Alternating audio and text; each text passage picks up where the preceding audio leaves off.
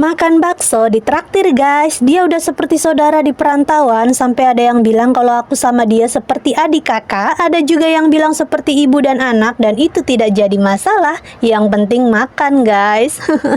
Porsinya gede banget guys. Bisa ngabisin gak ya kira-kira? Jangan lupa diaduk-aduk dulu biar merata.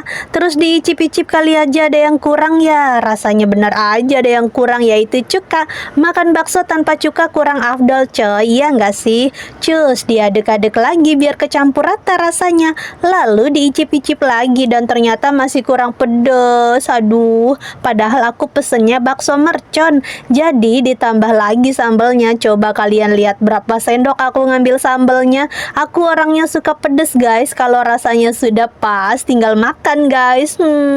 Mantep banget ketika sudah diracik ini dan itu. Cus, makanlah sampai habis. Mari makan guys.